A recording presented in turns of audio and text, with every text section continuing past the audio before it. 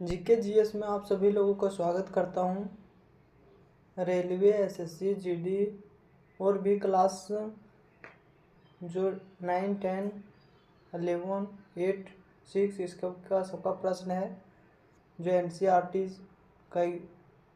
NCERT से लिए हुए हैं। प्रश्न एग्जाम से की दृष्टि से बहुत इम्पोर्टेंट प्रश्न है। इस प्रश्न का यदि आप इसका उत्तर जानते तो कमेंट में इसका आंसर जरूर देंगे और वीडियो शुरू से अंत तक जरूर देखेंगे।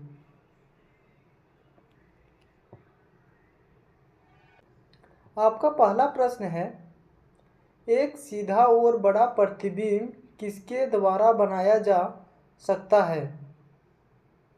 ऑप्शन ए केवल एक उत्तल दर्पण, ऑप्शन बी केवल अवतल दर्पण, ऑप्शन सी केवल एक समतल दर्पण, ऑप्शन डी उत्तल और अवतल दोनों दर्पण। आपका सही उत्तर है ऑप्शन बी केवल अवतल दर्पण। आपका दूसरा प्रश्न है, गोलाकार दर्पण की प्रतिबिंब सतह के केंद्र को क्या कहा जाता है?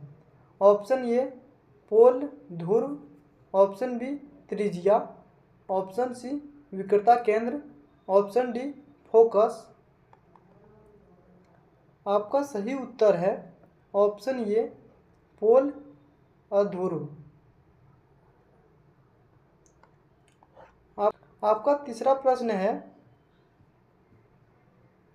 निम्नलिखित में से कौन सी एक गैर चमकदार वस्तु है? ऑप्शन ए जुगनू, ऑप्शन बी चांद, ऑप्शन सी जलती हुई मोमबत्ती,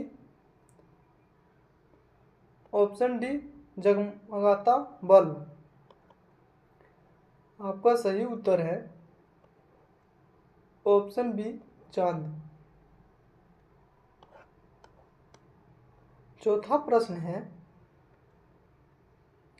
यदि किसी वस्तु को अवतल दर्पण के विकृता केंद्र पर रखा जाता है तो इसका प्रतिबिंब ऐसा बनेगा।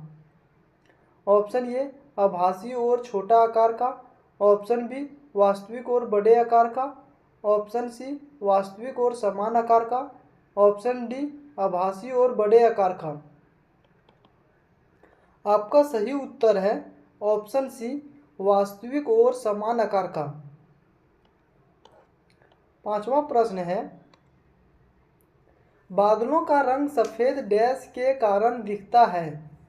ऑप्शन ए प्रकाश के परावर्तन, ऑप्शन बी विकिरण, ऑप्शन सी प्रकाश के परावर्तन, ऑप्शन डी प्रकाश के परिकिरण। आपका सही उत्तर है ऑप्शन डी प्रकाश के परिकिरण। आपका छठा प्रश्न है, सर्च लाइट का अपवर्तक कौन सा है? ऑप्शन ए उत्तल दर्पण, ऑप्शन बी अवतल दर्पण, ऑप्शन सी बेलनाकार दर्पण, ऑप्शन डी समतल दर्पण। आपका सही उत्तर है ऑप्शन बी अवतल दर्पण।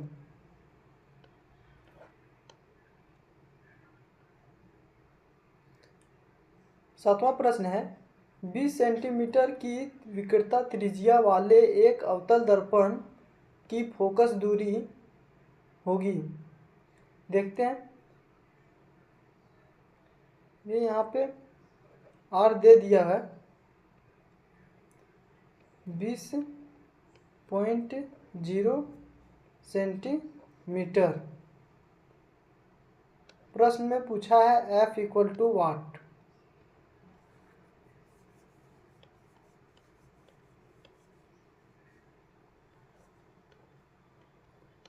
F = वाट। तो हम लोग जानते हैं F = फार्मूला होता है F = R/2। तो R का मान यहाँ रखेंगे 2.0 और यहाँ 2, ये पॉइंट हटाएंगे 0 आएगा, ये 0 से ये 0 कट जाएगा, ये 2 से ये 2 कट जाएगा, कितना बचेगा, एक बार में 2 कट गया तो 10 बचेगा, तो इसका उत्तर हो जाएगा 10 सेंटीमीटर। आपका सही उत्तर है।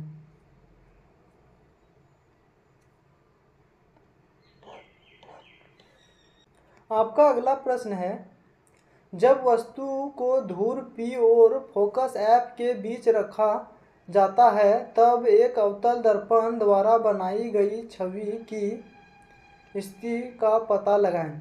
ऑप्शन ए अंत पर, ऑप्शन बी C और F के बीच, ऑप्शन सी दर्पण के पीछे, ऑप्शन डी C के बाद। आपका सही उत्तर है ऑप्शन सी दर्पण के पीछे। आपका 9वां प्रश्न है, सूर्योदय तथा सूर्यास्त के समय सूर्य के रक्ताभ प्रतीत होने में निम्नलिखित परिघटनाओं में से किसका महत्वपूर्ण योगदान है।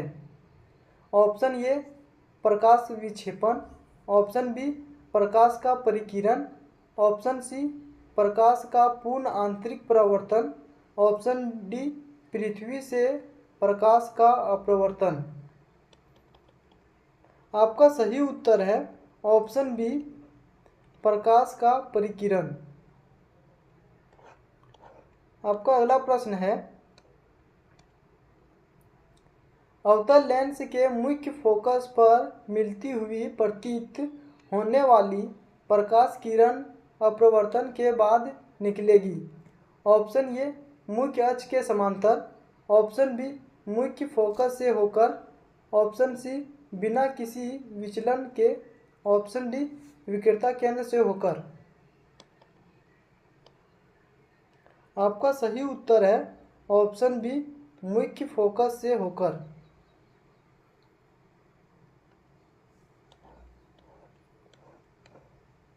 आपका अगला प्रश्न है, किस वर्ष में ओले रोमर ने इतिहास में पहली बार प्रकाश की गति को मापा था।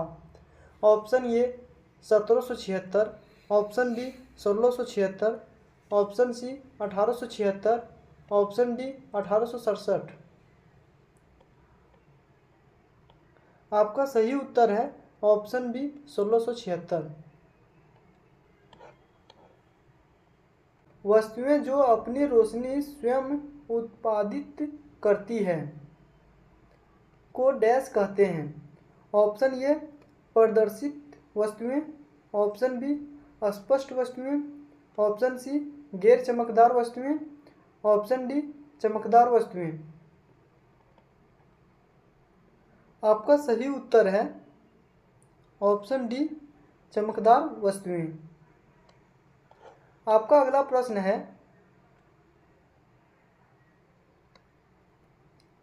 आवर्धक शीशा होता है। ऑप्शन ए उत्तल लेंस, ऑप्शन बी उत्तल दर्पण, ऑप्शन सी अवतल लेंस, ऑप्शन डी अवतल दर्पण। आपका सही उत्तर है ऑप्शन ए उत्तल लेंस। आपका अगला प्रश्न है, सूरज की रोशनी को उसके संघटक रंगों में कौन विभाजित कर सकता है। ऑप्शन ए अपवर्तन, ऑप्शन बी परावर्तन, option C prism, option D विकिरण। आपका सही उत्तर है ऑप्शन सी प्रिज्म।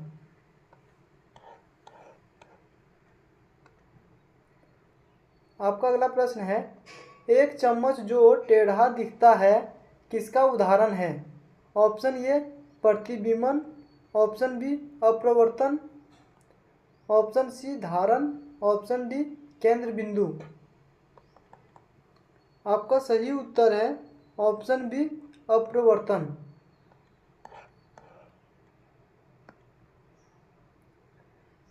आपका अगला प्रश्न है, किसी भी मध्य की पूर्ण अपवर्तनांक सूचकांक हमेशा होता है। ऑप्शन ए 1, ऑप्शन बी 1 से अधिक, ऑप्शन सी 1 से कम, ऑप्शन डी 0।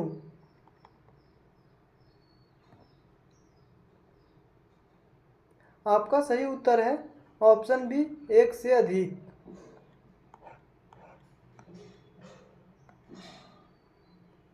आपका अगला प्रश्न है, रात के समय तारों का टिमटिमाना के कारण होता है। ऑप्शन ए वायुमंडलीय अपवर्तन, ऑप्शन बी प्रकाश के परिक्षेपण, ऑप्शन सी प्रकाश के प्रवर्तन, ऑप्शन डी प्रकाश के परिकिरण। आपका सही उत्तर है ऑप्शन ए वायुमंडलीय अपवर्तन। आपका अगला प्रश्न है, किसी मध्य में प्रकाश किरणों के झुकाव को कहा जाता है।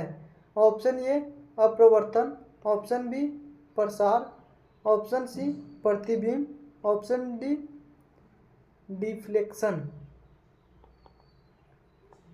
आपका सही उत्तर है ऑप्शन ए अपवर्तन। वायुमंडलीय अपवर्तन के कारण सूर्योदय और सूर्यास्त में लगभग डैश तक की देरी हो सकती है। Option A 3 minute, option B 2 minute, option C 4 minute, option D 1 minute. आपका सही उत्तर है ऑप्शन बी 2 मिनट।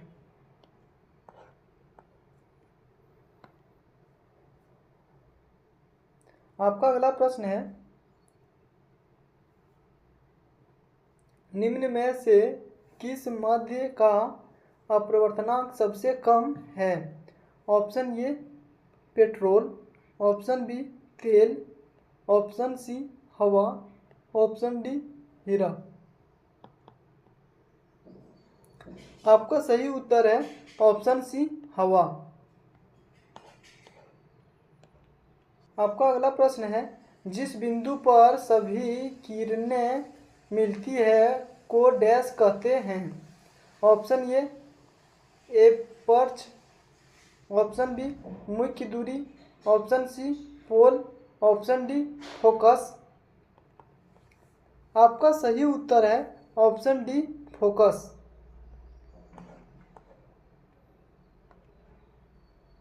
आपका अगला प्रश्न है, निम्नलिखित में से कौन सा दर्पण की प्रतिबिंबित सतह पर स्थित है। ऑप्शन ए विकृता केंद्र, ऑप्शन बी फोकस लंबाई, ऑप्शन सी पोल, ऑप्शन डी फोकस। आपका सही उत्तर है ऑप्शन सी पोल। आपका अगला प्रश्न है, एक दर्पण के विकृता की फोकल लंबाई और त्रिज्या के बीच संबंध है। Option A R=F/2, option B F=2R, option C R=2F, option D R=F। आपका सही उत्तर है सी R=2F। आपका अगला प्रश्न है, किसी स्थिति में एक अभिलंबित किरण, आपतित किरण और परावर्तित किरण सभी एक ही सतह पर होते हैं। ऑप्शन ए अपवर्तन कोण की स्थिति में, ऑप्शन बी प्रवर्तन तथा अपवर्तन दोनों में, ऑप्शन सी विद्युतीय स्थितिज ऊर्जा में, ऑप्शन डी अपवर्तनांक के प्रवर्धन में। आपका सही उत्तर है ऑप्शन बी अपवर्तन तथा परावर्तन दोनों में।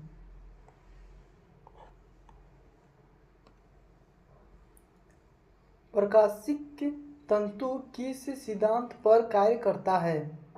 ऑप्शन ए विसरण, ऑप्शन बी पूर्ण आंतरिक परावर्तन, ऑप्शन सी परिकिरण, ऑप्शन डी अपवर्तन।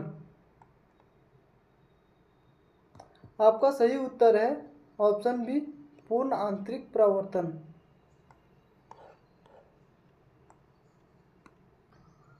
परावर्तित किरणों के वास्तविक प्रतिच्छेदन द्वारा निर्मित प्रतिबिंब जो हम स्क्रीन पर देखते हैं डैश होता है।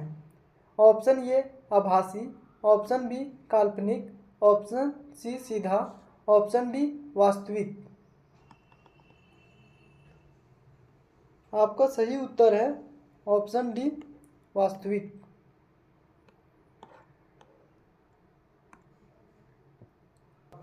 आपका अगला प्रश्न है, एक उत्तल लेंस की फोकसी लंबाई डैश होती है। ऑप्शन ए धनात्मक, ऑप्शन बी ऋणात्मक, ऑप्शन सी शून्य, ऑप्शन डी परिमित अपरिमित। आपका सही उत्तर है ऑप्शन ए धनात्मक।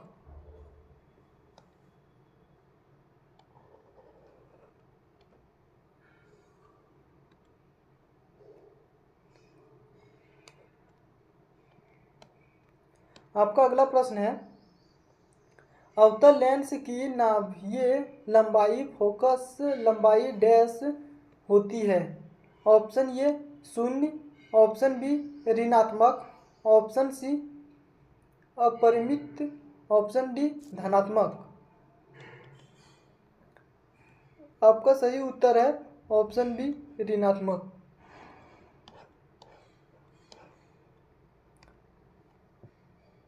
आपका अगला प्रश्न है, जब कोई वस्तु उत्तल लेंस के पर हो तो प्रतिबिंब अपरिवर्तित अपसारी और सीधा होता है। ऑप्शन ए F1 और योग के मध्य, option B 2F1, option C F1, option D अपरिमित। आपका सही उत्तर है ऑप्शन ए F1 और O के मध्य। आपका अगला प्रश्न है, आभासी और सीधी छवि के लिए दर्पण का आवर्धन होना चाहिए। ऑप्शन ए अंत, ऑप्शन बी ऋणात्मक, ऑप्शन सी धनात्मक, ऑप्शन डी शून्य। आपका सही उत्तर है ऑप्शन सी धनात्मक। धनात्मक को पॉजिटिव बोलते हैं।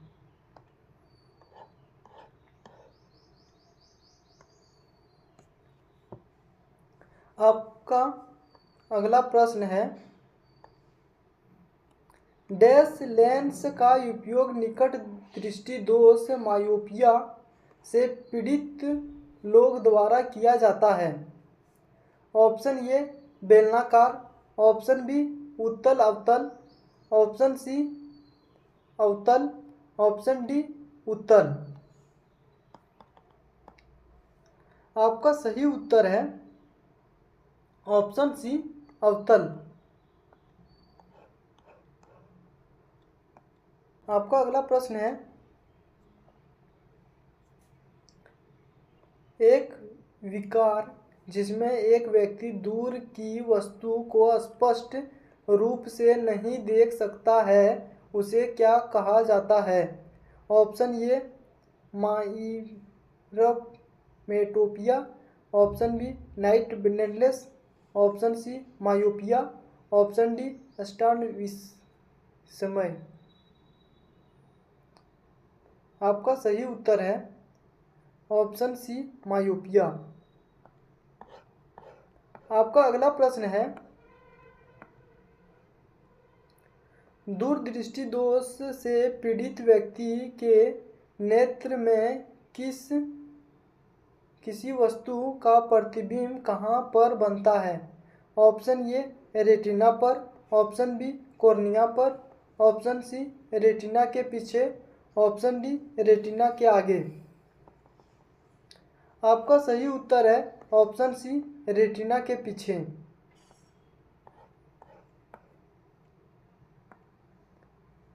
आपका अगला प्रश्न है, दो फोकस दूरी वाले लेंस का उपयोग डैश व्यक्तियों द्वारा किया जाता है। ऑप्शन ए मायोपिया और हाइपोमेट्रोपिया, ऑप्शन बी मायोपिया और प्रेसबायोपिया, ऑप्शन सी मायोपिया लेकिन हाइपोमेट्रोपिया नहीं, ऑप्शन डी हाइपोमेट्रोपिया लेकिन मायोपिया नहीं। आपका सही उत्तर है ऑप्शन ए, मायोपिया और हाइपोमेट्रोपिया।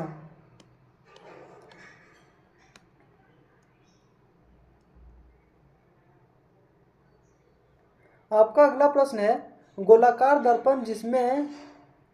दर्पण जिसकी अपवर्तनांक सतह बाहर की ओर उभरी हुई होती है कहलाता है। ऑप्शन ए साधारण दर्पण, ऑप्शन बी अवतल दर्पण, ऑप्शन सी उत्तल दर्पण, ऑप्शन डी समतल दर्पण। आपका सही उत्तर है ऑप्शन सी उत्तल दर्पण। वीडियो को लाइक कीजिए और चैनल को सब्सक्राइब कर लीजिए, क्योंकि इस प्रकार का प्रश्न हम लेके आते रहते हैं और भी प्रश्न लेके आएंगे इम्पोर्टेंट वाला। Thanks for watching video.